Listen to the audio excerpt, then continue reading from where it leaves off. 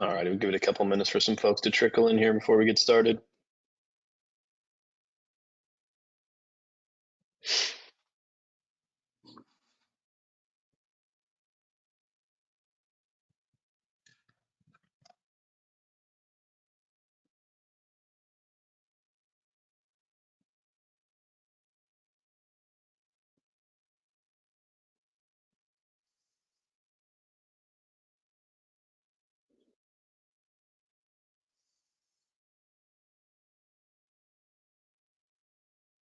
There we go. See some people trickling in. Appreciate everybody joining. Give it a couple more minutes. I know everybody's back to back on Zoom these days, so give it about maybe 15, 20 more seconds, and then we'll get started here.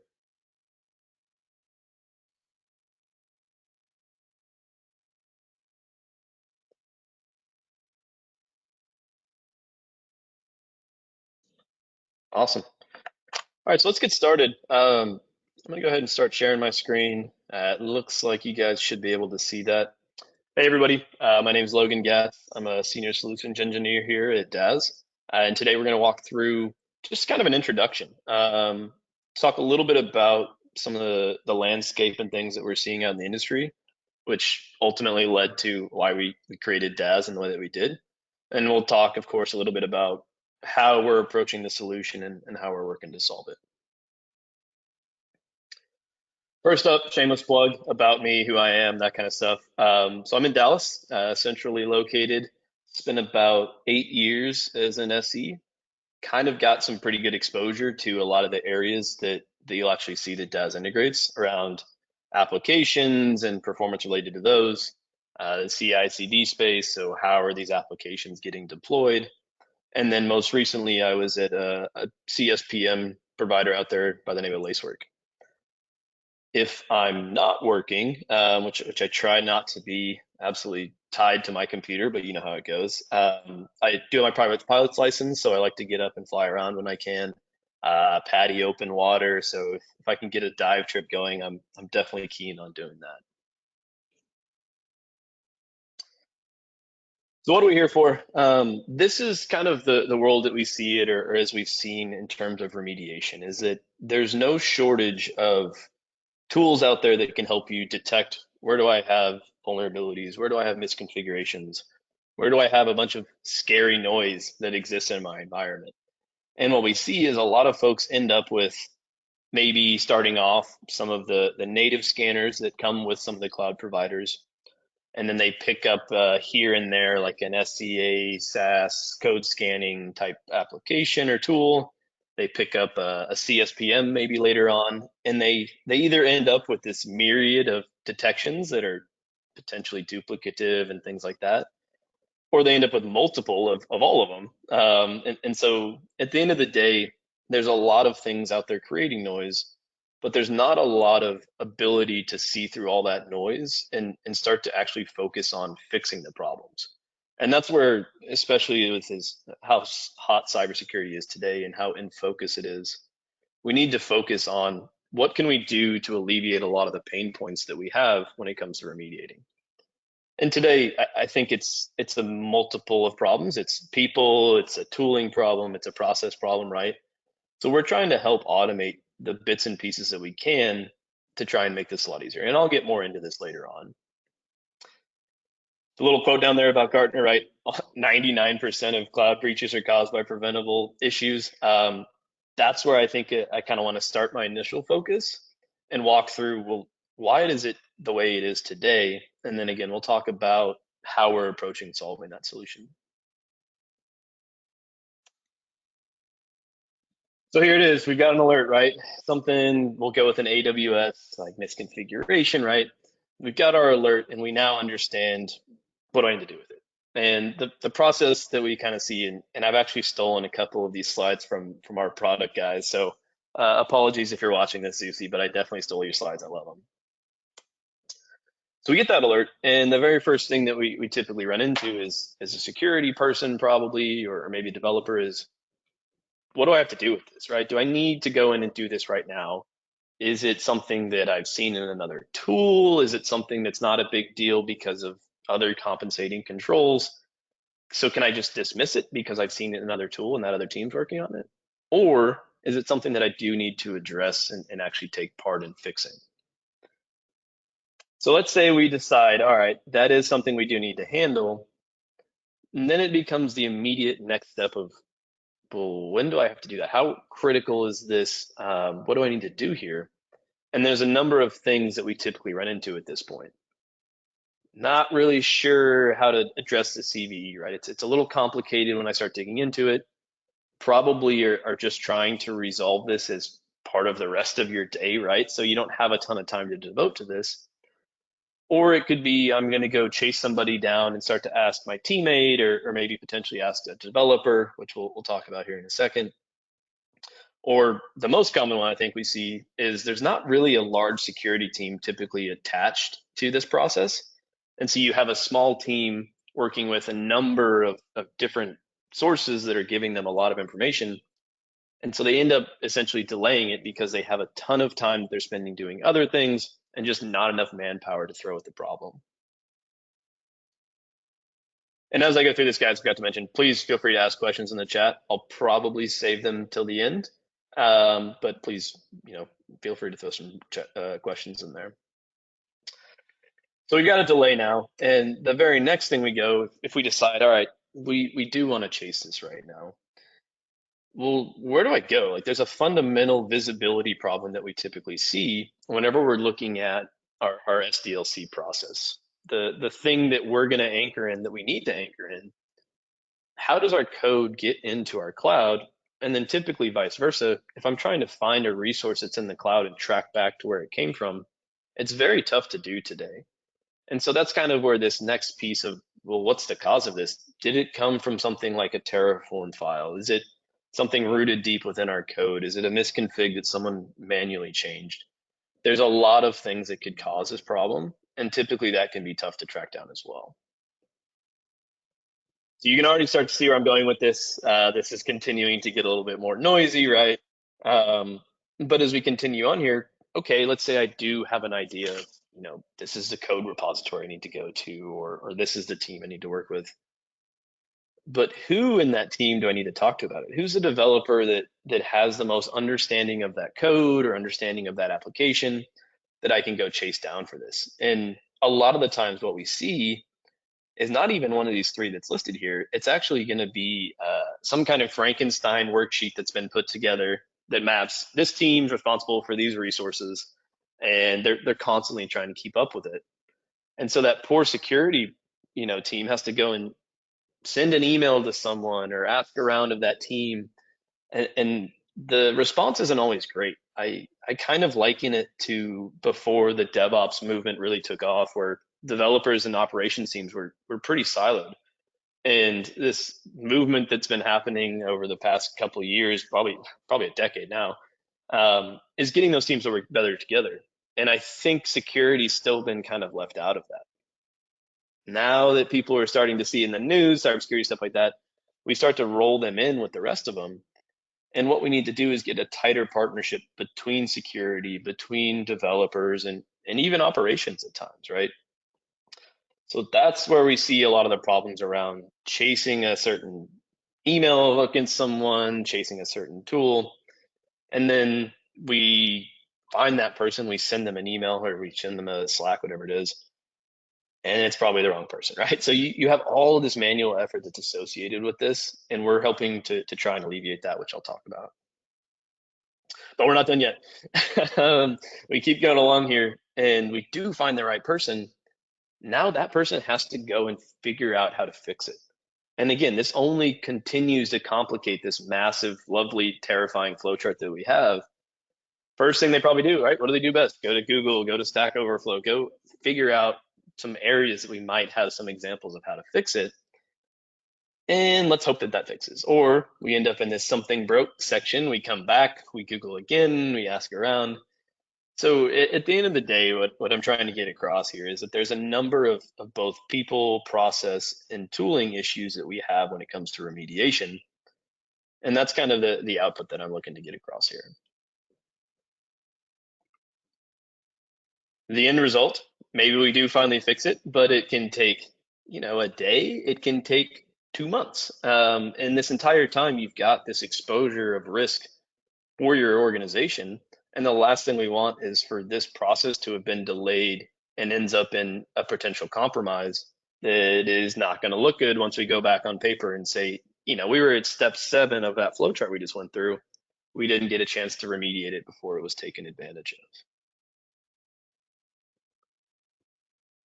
The best part is that's not the only one you got, right? We had just one single alert that we were looking at there. And as you continue to look and zoom out at all these different things that you're getting the alerts from, this is just for AWS, right? This is just some of the things that are coming across for the misconfigs and the vulnerabilities that are listed. Not to mention if you guys are running a multi-cloud environment or something similar, right? This is just really how the landscape exists today. So that's ultimately what we're looking to solve here, right? Is we see everything is essentially broken, and you end up with this divide between the security team and the development team. A lot of the things that I just talked about, right? Too many alerts. It's really tough to prioritize. I think that's kind of the hottest topic that I hear a lot of our prospects and customers talking about is around priority. But again, if we don't have a root or an anchor in our pipelines, it makes all of these things on the right side with the developers even tougher. Security teams are likely not the application domain expert. How did that app get deployed? Where is it? What's it? All that kind of stuff. And so they end up relying on the dev team. Well, in the dev team, it's not their primary goal, right? Typically, it's not their primary goal to resolve these things as they're popping up. And so that's where you end up with, it's tough to find these folks. The fixes are not always in the right spot. The remediation guidelines aren't always great. And because of that, you end up with recurring issues. An example I'll throw in there around the recurring issues and manual fixes. Previous to Dazz, I was at a CSPM provider, as I mentioned, and some of the guidance that we would give would be around if you have, for example, like an S3 bucket that's misconfigured. And the guidance we would give would, which was correct to some degree, would be, yeah, you're going to go into the AWS portal, you're going to click into S3, you're going to basically go in and change that S3 bucket's permission settings to not be public. Cool. That would technically fix it, and now we would see that vulnerability drop off. The problem there was that if that S3 bucket was deployed via Terraform or some other infrastructure as code mechanism, the very next time we deploy, if we didn't make that update in the Terraform file responsible for that, we end up right back to where we started. We essentially just wasted all of our time. And that's how we see these types of recurring issues. And then again, manual fixes that are being done in potentially incorrect places. So an example of that, this is a customer we worked with, and they actually had this same type of flow where they've got, I think it was Wiz that was being leveraged here, but within AWS nonetheless, 17,000 plus vulnerable containers. Where do you even start, right? Now you go to critical or, high, I'm not sure. But at the end of the day, those containers are actually based off of the actual image, right? So if we can understand and have the landscape, the foundation of how that application was deployed, where are these alerts coming from, we can actually work our way back. And as you go across here, down to a much smaller subset of Docker files to focus on. And then additionally, with all of that metadata that we're pulling from a couple of the areas that I'll talk about, we're actually able to also surface in a proprietary way who is the code owner, who is someone that we can talk to about this that's outside of kind of the existing methods that folks typically have. So most folks today have tagging, or they've got some kind of legacy CMDB they're trying to keep up with. Again, spreadsheets maybe, right? We actually have a different way that we're going to ingest and create an owner that can be associated with this.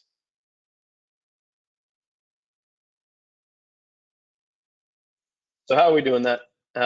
There's a couple problems the way that I see that we approach this. And the very first thing that we need to do is actually going to be around helping me understand it. I need visibility into what's happening on here. And as I said before, this is where we anchor in that pipeline.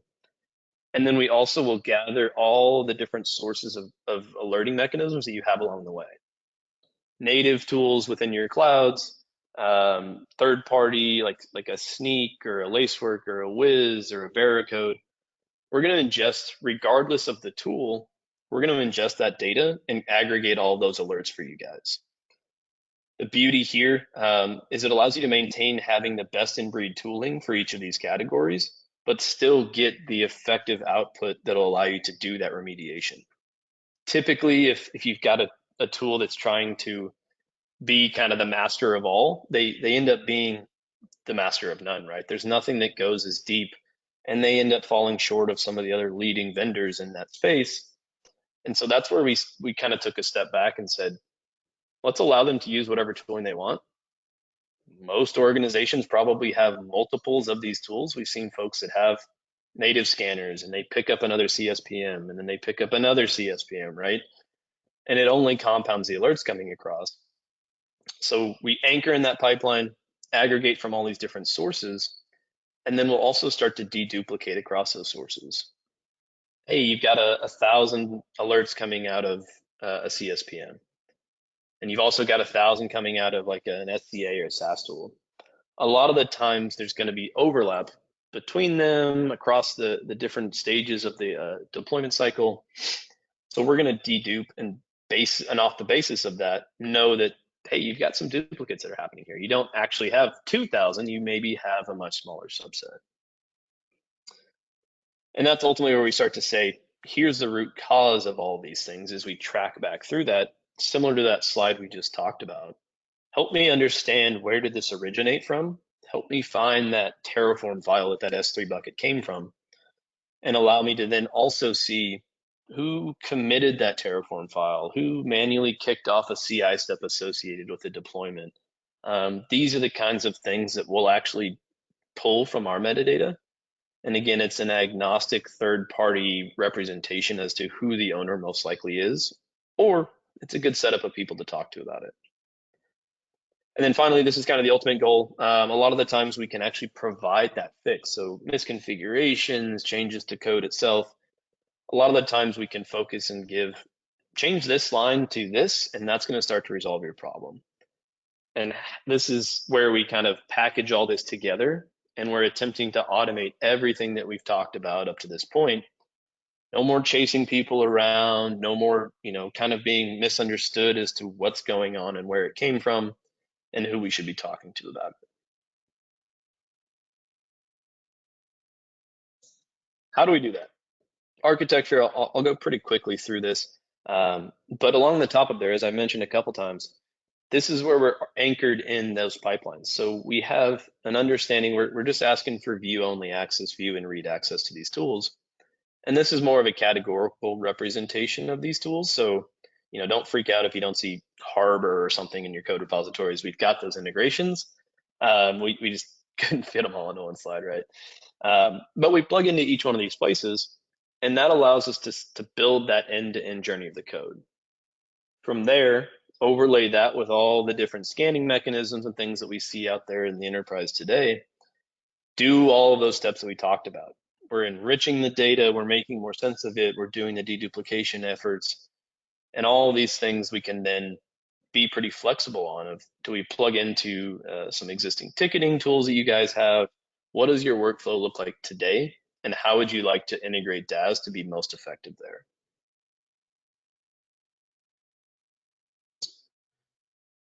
So that's the last one. This was a quick little run through of it, just the way that we see the problem today, and then additionally kind of how we're approaching to solve this.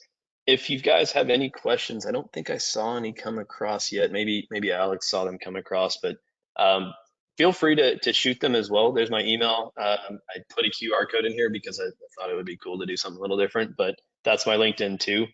Feel free to shoot those questions over. And then additionally, I will be out at RSA in a couple weeks. So if anyone's going to be out there, again, shoot me a line and feel free. We could probably grab some time to actually get deeper into a demo, talk a little bit about what you guys are working on. That would be great.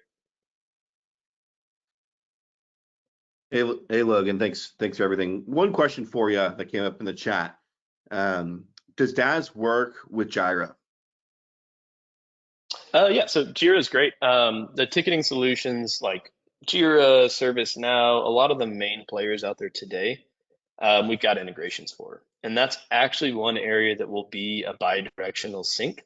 And what I mean by that is we're going to not only ingest the tickets or allow you to create tickets, but we can also then make sure we've got a status update going back and forth. If you close out a ticket, it's going to be reflected within Dazz. And ultimately, what we're trying to do here is stay flexible with how we're interacting with your organization. You guys use Jira already internally, and that's how you want to continue to use it. Great. We can go ahead and do all the things that we talked about, but then still output that into Jira, and you've got a place that you can continue to do what you've been doing. I just know that developers hate new tools and they hate change, so we're trying to make it as seamless as possible, depending on how you guys want to use it. Thanks, Logan. Yeah, no problem. Um, so like I said, if there's no other questions, thank you guys. Appreciate you stopping by and taking a quick 30 minutes or so to listen. As I said before, feel free to reach out if this is interesting to you guys and you want to chat a little bit more.